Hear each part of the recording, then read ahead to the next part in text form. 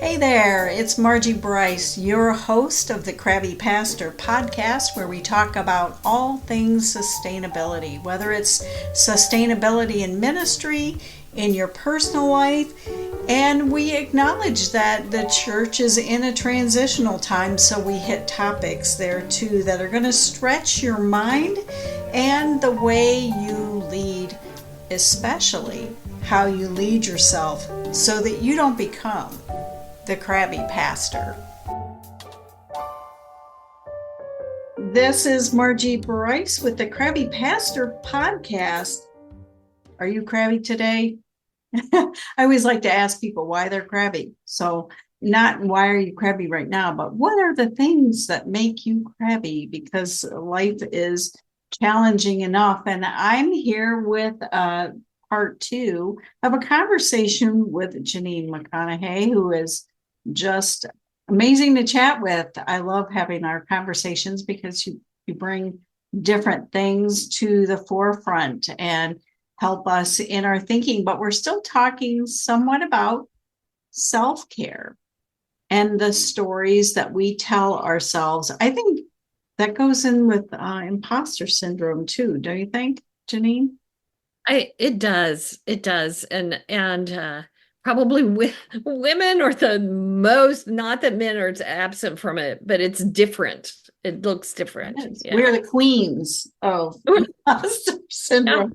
How is that? Or, because I've asked myself questions before, what makes me think I can do fill in the blank, especially in terms of ministry. I mean, I know for me, when I just accepted my call, I don't know, I have Catholic roots. I don't know if you knew that or not about me, but I have Catholic roots. So, when God calls, there's angels in the background going, oh, and all that. And so I just plodded along. And as I got into the thick of it, it was much more challenging to navigate than what I anticipated. It's like, I think in our last episode, you said something about how we think life is going to be. And it's always this beautiful upward trajectory with flowers and lollipops everywhere. And then we get on it and it's more like a wacky ride on a roller coaster.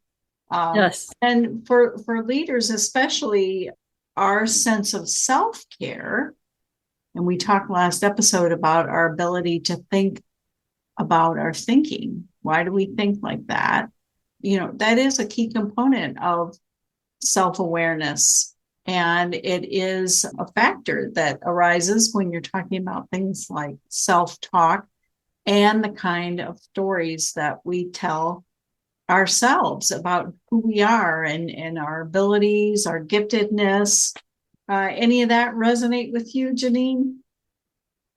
Yes, and as you were talking, I was thinking about the fact that my story is kind of unique in as far as a woman leader, in that I began, my dad was a pastor in a denomination, a Wesleyan denomination that ordained women and had women church board members, and some of the women that I was acquainted with growing up were just strong women leaders.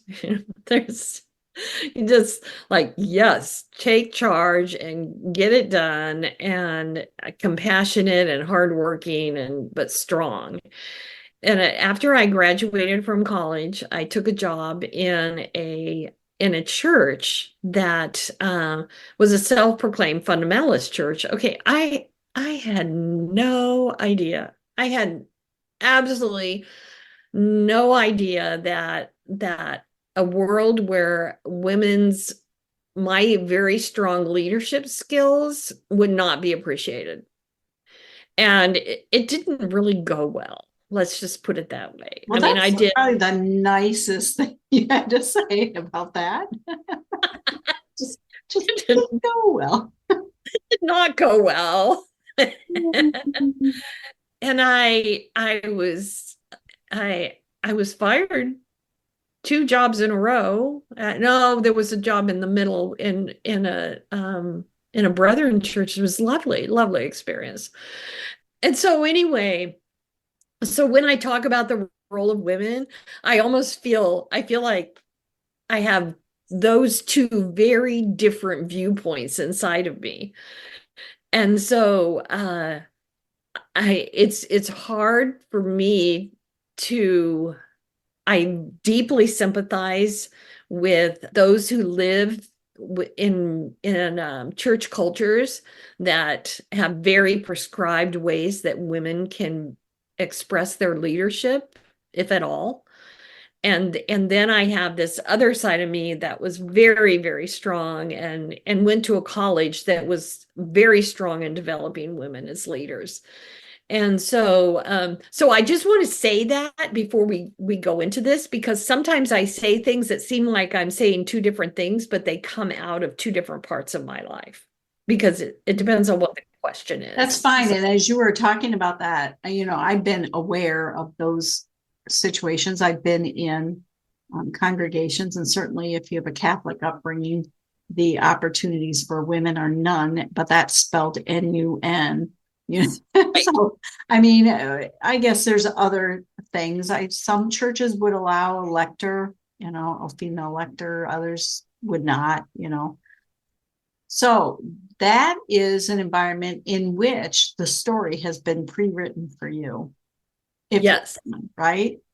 Yes. So this is what I'm thinking about as you're talking. I thought, isn't that amazing then to encounter places where the story is not just, this is a story that you're writing and don't think even about anything else, even if you're competent and able to live a different story, but we still can, even in those environments that allow for space for a broader story, even in those environments, we can be our own worst enemy as women.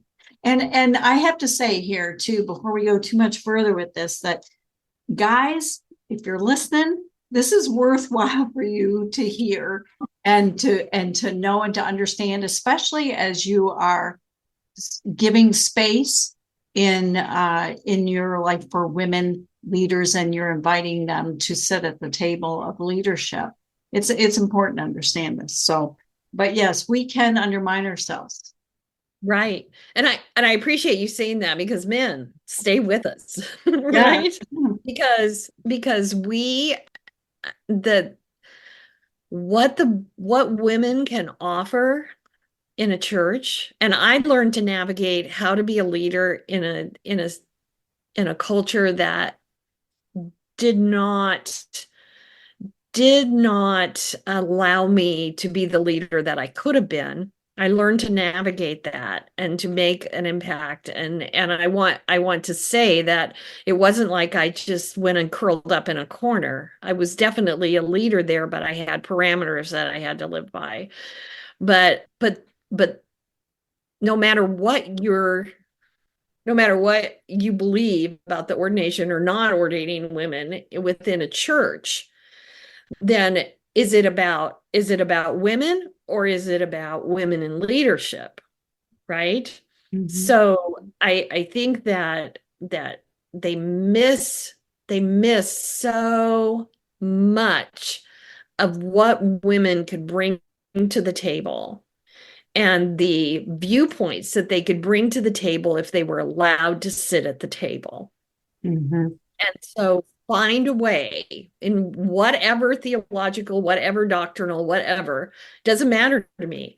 Find a way to listen to women, and staying here with us is one of those ways. Sure. So no pressure, but pressure. No pressure. No pressure. I know. So why do we think that women seem to be better at the negative self-talk? And especially, if you do enough of the negative self-talk over time, you're a writer, you're taking all these sentences or paragraphs about your negative self, and then you knit it all together, and it does become the story that you tell yourself about yourself. And I know for me, I've sometimes, when things haven't gone the way I had hoped, I can, what do I think I'm doing? And what kind of story do I want to really live into? I have to stop myself literally and really say, whoa. So I'm going to tell a story right here. I Okay. was having a conversation with my brothers last week, and we were talking about, we have conversations about growing up, and we're like 10 years apart, 5 years apart. And I was the youngest, and they were the two older boys. And our perspectives of our life as children are very, there's some things that they're very supportive of me. They agree completely, but there's things that they're like, wow, we didn't see it that way, right? Mhm. And and so I I think that, and sometimes when I storytell, then I lose my train of thought. No, So you're good. I And you're right that several people in the same family can encounter the same trauma, but the impact of that trauma can be very different. very, very different. So that's fair game. And when we talk about women, okay, let's say you put a woman and a man in a room, and they both make the same mistake. Okay. The man's going to get a pass on the mistake he just made, and the woman is unlikely to get a pass on the mistake she just made. Okay. Is Just that the way. is that is that always the case, do you think? I think that when it comes to leadership, I'm not talking about morals. We're talking about just women in leadership roles. Okay. That it is much easier for the man to make the mistake. And a lot of times when the woman makes a mistake, she's seen as, well, you really probably shouldn't have been in a leadership role because you're a woman and you're too emotional. All of those All things that those get things. Yeah. said, right? Whereas the man would say, well, you know what? You were being a strong leader and you made a decision and you went with it. And that's more important, right? That it Right. is Mhm. like all of the research will show you that how that is viewed by by men and women, okay, that it's much harder. And so when you are put in situation after situation after situation like that, then you eventually come to believe that you are the problem, and that's where the negative self-talk comes from. And so eh, I mean, I would get I was I was a kid that every teacher was, they love me, but oh my goodness, she's a challenge. Okay. And so but I would get in trouble for things that the boys didn't get in trouble for. Right. It was just different. And so I think that when we talked about in the last part that what happens to us as children and what happens to us, I think that that it's easier in the process of growing up to see being a woman as its own character flaw, Hmm. as its own form of negativity, as it's, too emotional, too. Yeah, and then if you do step into some roles, you're two the other, the other way. Right, right. You know, And so you're always bucking up against that, and you come to accept that as your own narrative. And and and once again, whenever we talk in generalities, it doesn't apply to everyone. I right, posted something right, the right, other right. day and had three people say, well, that wasn't my experience. I go, oh, you're so blessed. Yeah, yeah, yeah. Well, it That's is. wonderful. That's It is. wonderful. That's true. That's true. But I mean, we all, I think, write stories about ourselves. It Yeah, is definitely connected to our past experience that, things that you have encountered. It all comes to be a part of who you are, and you do function out of that.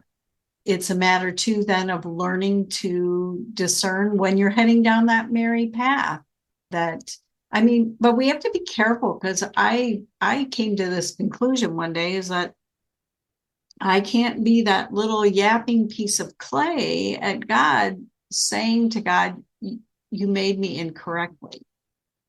right. I should have been crafted as a guy. I mean, I was made to be female, and I have to step into that and live into that. And then, because even the guys in ministry, everybody, let me say it this way, everybody has something that they have to push through and persevere through in ministry. All of us have baggage, all of us have something, and it just so happens that women have their own category, that they have got to say, I am called by God, and I need to just stand firm in that, and what the rest of all y'all do with that is your issue. It's not mine. Right. I don't know. What to do with the fact that because it's tricky. I have, on my husband's side of the family, the family I married into, there's a faction that is or Wesleyan. They would acknowledge women's gifts and abilities in ministry, and then there was a faction where no, you are an abomination, and what do you think you're doing? So I would go hide behind the Wesleyan people at the family reunions, because I'm basically a wuss, I guess. But then you have to say to yourself, look, I'm somebody who is called by God. Now, the story for me does get better. I mean, it was kind of sad because it has to do with funerals, but my father-in-law and then his older brother passed within 6 weeks of each other. And when my father-in-law passed, I was asked to participate in the funeral. And I thought, okay, because, all right, I'm going to be up front. I'm going to be doing that. And I did. And it must have been acceptable, because 6 weeks later, I was asked to participate in my uncle's funeral, who was basically not having that and not down with women doing that. Fortunately, I had served in a parachurch ministry and was known in my community and connected with that. And the pastor at his church, who was not down with women doing that, he was gracious to me when I came in the door. And I just said, I'm going to go just sit up on the front row. You let me know when you want me to come up. And they wanted me to read some scripture and solicit for people to share. That was my role. And I said, no, I'll do that. And he said, no, you're going to process in with us and the casket. He said, and then you're sitting on the platform, and I just said, oh, all righty. So all of this happens. I'm sitting on the platform. I'm going to get up and read scripture in this church. And it's stated in the little handout for everyone that I was Reverend Dr. Margie Bryce, which I thought, oh my gosh, look at this. And I got up front, and I'll never forget just standing there for just a moment and looking out over all of these people. And I thought, truly, God, you can place my little feet anywhere you so choose, can't you? And I kind of chuckled to myself in the irony of the moment that was there. It was really, really kind of interesting. So that's a story. My spiritual director, when I shared it with her, I thought she was going to come out of her chair when I shared it. And she said, that is an important God thing to remember and reflect on, especially now I'm going to shift back to, especially as you seek to tell your stories to yourself. Right. Well, okay, so let me give my version of that. Okay. Because I'm listening to you and I'm like, oh my gosh, yes. And the story I'm going to tell is very different. It shows how our path with God is such an individual thing.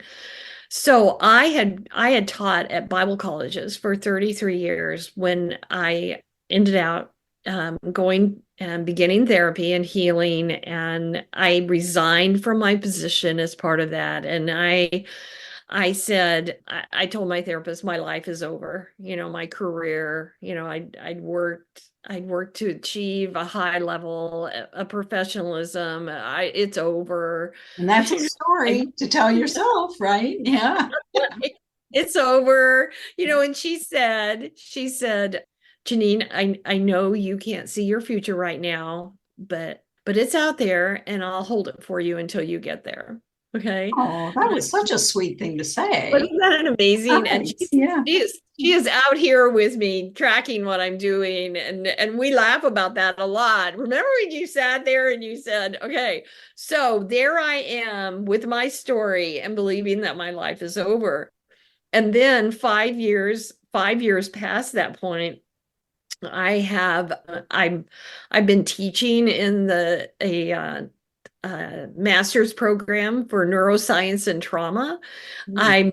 I've done, I don't know how many podcasts and speaking. It's like up in the 70s probably that I've done. I've been president. I just finished my 5th year as a board member for the Attachment and Trauma Network. And I thought when I went outside of the church that I would never be accepted because of my background in the Bible college professor. Bible college professor goes out into the world, and how is that going to work? And so when 2 years ago, I was president of the board, and I got up to greet everyone as president of the board, and I looked out over the conference. We were in person, and I looked out at all the people, and I had that moment that you had standing there, where I said, God is not limited by my narrative about myself, Mm.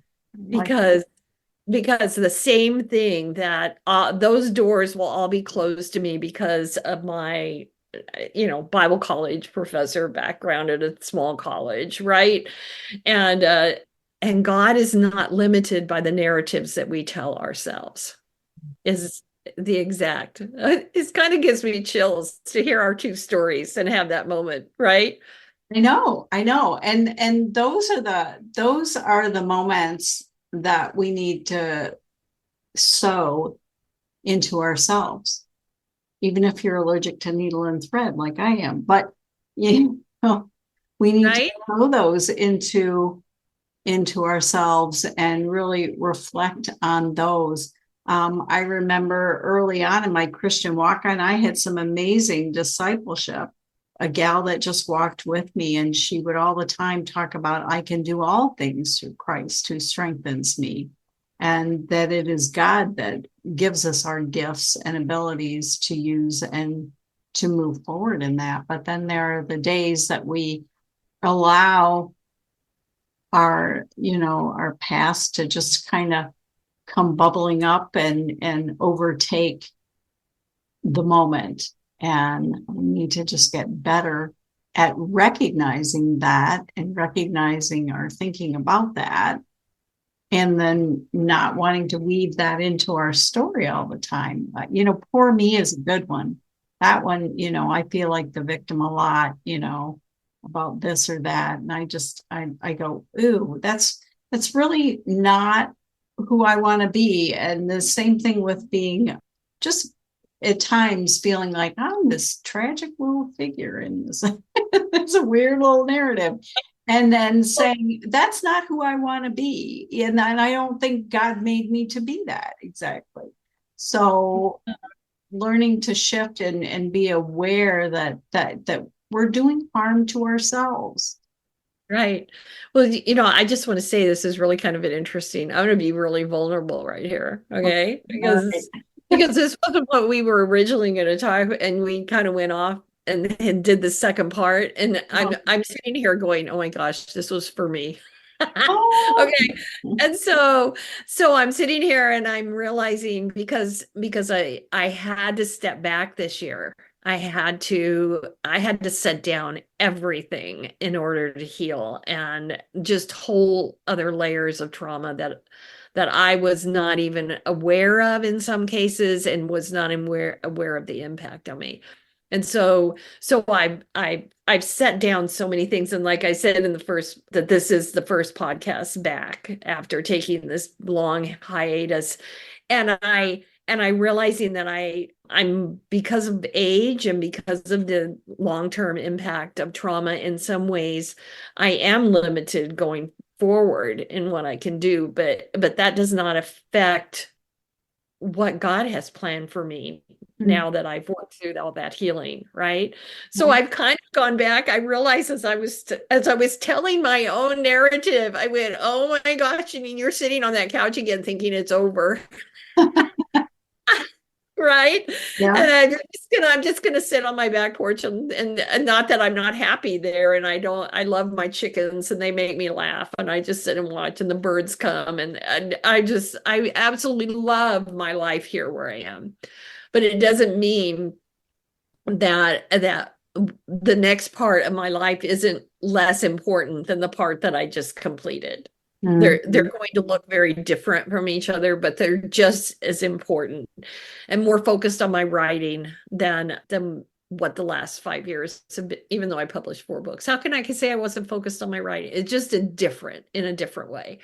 And so I do think that those narratives that get embedded in us, and I wonder if when I moved, after I'd lived somewhere for 10 years as a little girl and suddenly was uprooted, all of my support systems, all of my friends, all of everything, my church, my community, everything I lost, and then I just got deposited somewhere else.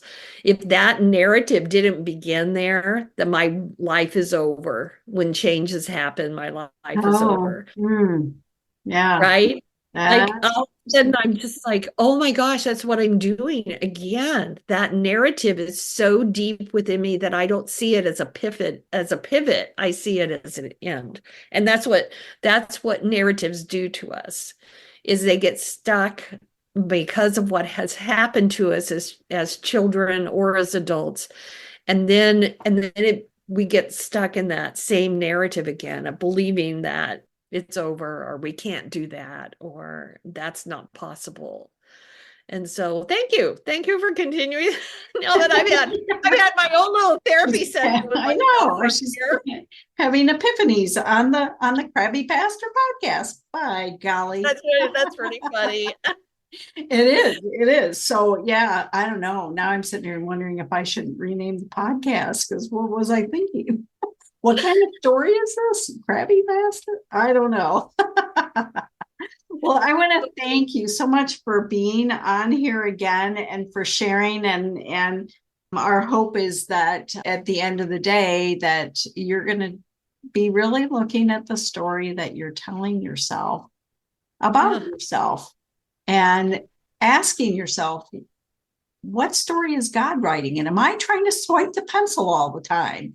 What kind of story are you?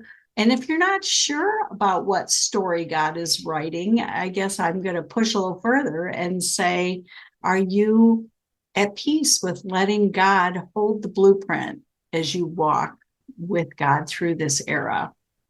Yeah, because it's going to be so much better than you expected. Hard times, difficult times, absolutely. But it'll take you to a place you never expected to be. And I want to say, this is really funny, but what I talked about metacognition in the first part. You just wanted to say that again. I wanted to say metacognition again. I love that word. Okay.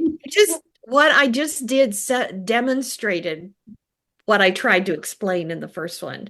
Okay. That was me being curious, thinking about what I was thinking, and because of that, then I will not fall into that self-talk narrative again. So both of them fit together. Yeah. Ta-da!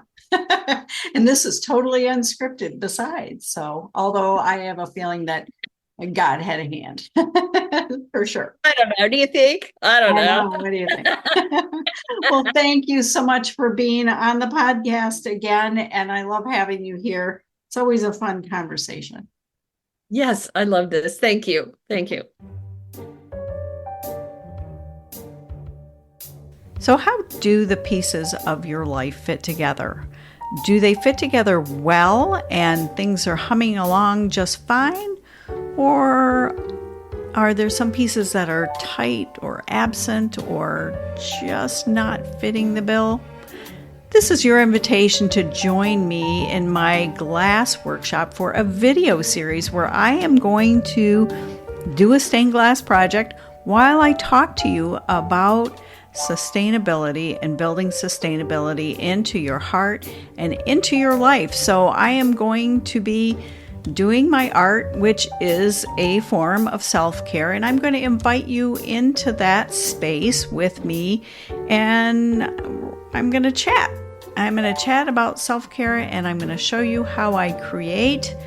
And there's a nifty analogy. Stained glass seems to be a very good metaphor for what I want to talk about. So I'd love for you to join me. To do that, to opt in, I'll need you to email me at crabbypastor@gmail.com. That's crabbypastor@gmail.com. So you won't want to miss this. You definitely won't want to miss this. So make a plan to join me in the glass workshop.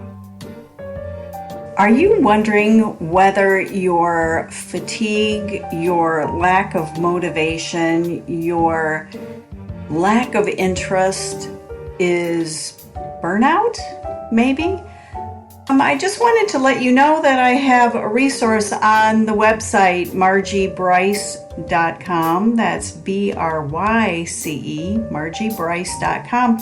And it is a burnout questionnaire free for you to download and kind of self-assess and get a sense of where you're at. And there are questions that not only ask about what you're going through, but maybe how often you're experiencing it. And that's kind of a key to where you might be, because you have to know where you are in order to chart a course forward.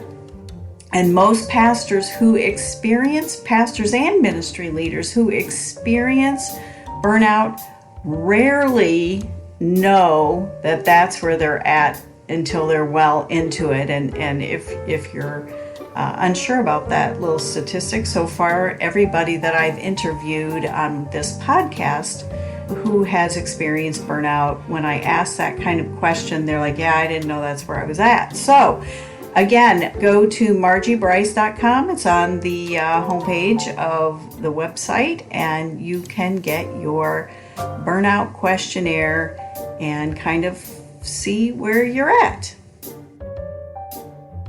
Hey friends, the Crabby Pastor podcast is sponsored by Bryce Art Glass, and you can find that on Facebook.